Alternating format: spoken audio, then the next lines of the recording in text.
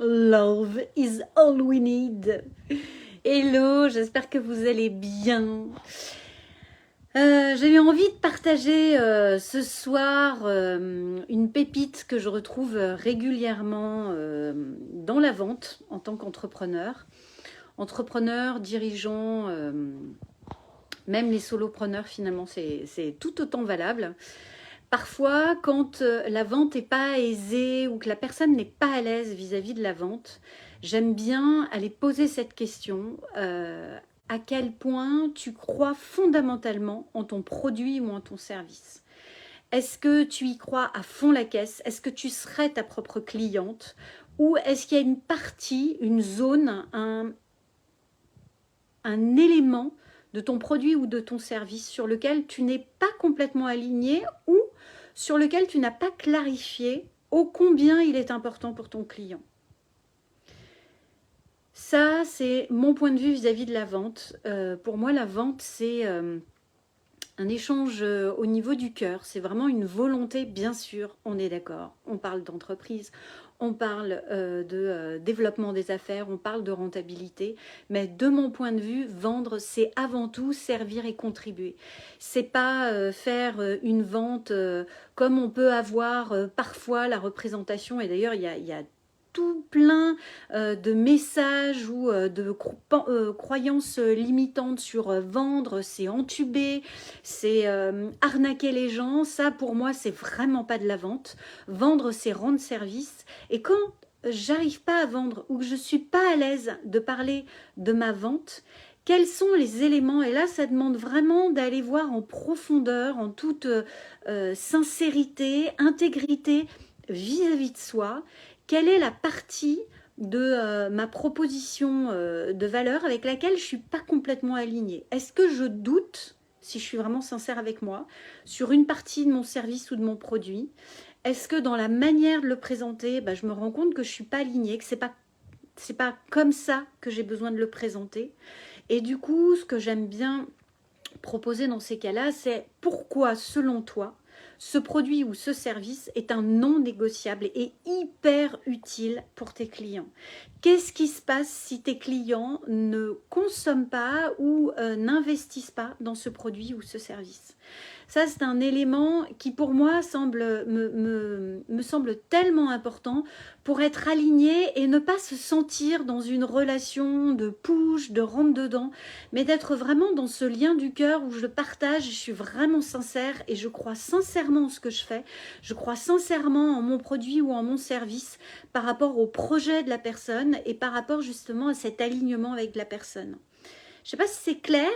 Coucou pour ceux qui sont en ligne, c'est cool, merci d'être là, merci de prendre ce temps dans votre posture d'entrepreneur pour vous poser, pour écouter justement ces éléments-là. Et je serais vraiment curieuse d'avoir vos feedbacks ou peut-être aussi pour ceux qui seraient OK avec ça, et ça serait vraiment top, de partager dans ce fil-là quelles sont peut-être les pensées, les croyances limitantes que vous avez, qui sont un peu cachées à l'intérieur de vous lorsque vous êtes en mode vente et en mode présentation justement de votre proposition de valeur, que ce soit en termes de produits ou de services. Quelles sont les phrases, les discours internes que vous avez par rapport à ça? Ça m'intéresserait vraiment d'avoir justement vos petites pensées là qui sont bien accrochées derrière et qui sont là aussi en toute transparence, c'est le fruit d'un conditionnement, c'est le fruit peut-être de films que vous avez vus, c'est peut-être le fruit de discours pour ceux qui sont issus de familles d'entrepreneurs que vous avez entendus à la maison et qui vous ont été répétés. C'est peut-être le fruit aussi de conditionnement de vos parents lorsque vous faisiez les boutiques avec eux, que vous avez entendu. C'est peut-être aussi le fruit de conditionnement lorsque vous étiez étudiant ou que vous avez fait des études. Donc là aussi, pas de jugement.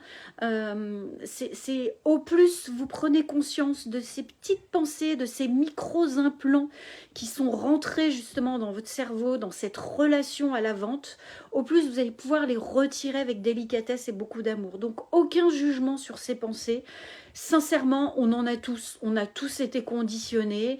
On a tous des implants pourris dans la tête. Mais au plus, on prend le temps avec beaucoup de sincérité, de transparence d'aller les voir, au plus, eh ben, c'est sain et c'est surtout bénéfique pour vous et encore plus bénéfique pour vos clients parce que vos clients ont besoin de vous. Aujourd'hui, c'est un non négociable en tant qu'entrepreneur de ne pas faire de vente. Ça fait partie de votre devoir d'entrepreneur, de chef d'entreprise, de vendre, de contribuer, de service, de servir vos clients. Et du coup, au plus vous vous libérez de ces implants, au plus vous allez pouvoir aider et impacter des milliers et des milliers de personnes. Alors moi, je sais que c'est quelque chose que je continue de travailler. Et que j'ai longtemps eu, par exemple, dans le rapport commercial, parce que dans les interactions que j'ai pu avoir, vendre, c'est arnaquer. Et du coup, dans mes rapports à la vente, j'avais toujours peur.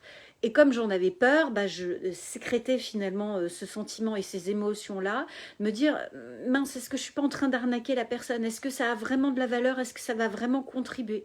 Dès qu'il y a un doute, ça génère le doute de manière inconsciente, hein, parce qu'on communique d'inconscient à inconscient et ça génère le doute chez la personne qui est en face. J'avais le sentiment de voler et prendre de l'argent. Surtout que moi, j'ai démarré ma carrière en tant que fonctionnaire où j'avais aucun rapport de vente directe. Mes histoires d'entrepreneur, bah, finalement, j'avais l'entreprise familiale du côté maternel où ça a été un total échec finalement qui a fini par une faillite. Du coup, vendre pour moi, c'était un rapport qui n'était pas, sur lequel j'étais pas à l'aise.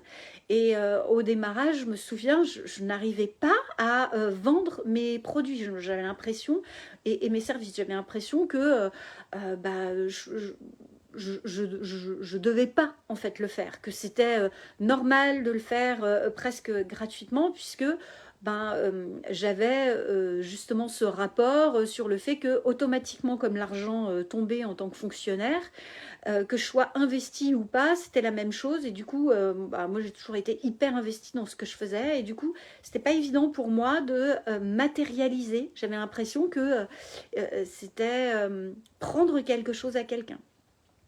Donc au plus, vous prenez le temps de vous arrêter, notamment quand vous êtes dans une relation commerciale, de vous mettre, comme on dit en coaching, en métaposition et de vous observer. Tiens, qu'est-ce qui se passe? Comment je suis à l'aise? Comment là, justement, je ne suis pas à l'aise? Qu'est-ce que ça veut dire? Et clac, d'aller choper ces implants-là qui sont en arrière-plan et de se dire, tiens, c'est quoi ce truc-là? D'où je l'ai récupéré? Ok, ben plus je le reconnais, plus j'en prends conscience et au plus finalement je peux m'en libérer. Donc ce serait vraiment top si c'est ok pour vous de jouer le jeu, de nous mettre en commentaire quels sont justement ces implants que vous avez récupérés, que vous avez entendus et qui vous ont peut-être conditionné, qui continuent peut-être de vous conditionner. Si c'est ok pour vous, ce serait vraiment un beau cadeau que vous pourriez faire à ce fil. Au plus vous vous partagez ces implants, au plus vous vous aidez à les conscientiser et surtout à vous en libérer pour pouvoir impacter davantage vos clients qui, je vous le rappelle, ont vraiment besoin de vous.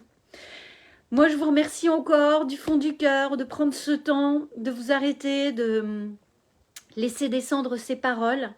De vous mettre en mode bah, j'écoute pour la première fois, en quoi ça résonne, qu'est-ce que je peux apprendre, qu'est-ce que ça vient toucher chez moi, justement pour être dans cet esprit de croissance permanente et pas se dire ouais bah très bien, je connais ça par cœur, c'est bon, je passe ou voilà. De rester vraiment dans cette âme d'enfant qui redécouvre systématiquement, même si ça fait peut-être 10, 20, 30 fois que vous entendez ce que je vous partage et de vous dire tiens, qu'est-ce que je viens pêcher, qu'est-ce que je viens déraciner de nouveau chez moi pour pouvoir être encore plus dans la contribution pour mes clients, pour la société, pour mon entreprise et puis aussi pour moi, pour grandir. Puisque ce que je trouve fabuleux dans l'entrepreneuriat, c'est que ben, ça nous oblige en tant qu'entrepreneur à grandir chaque jour, à devenir meilleur. Et ça, je trouve que c'est, de mon point de vue, la plus belle aventure.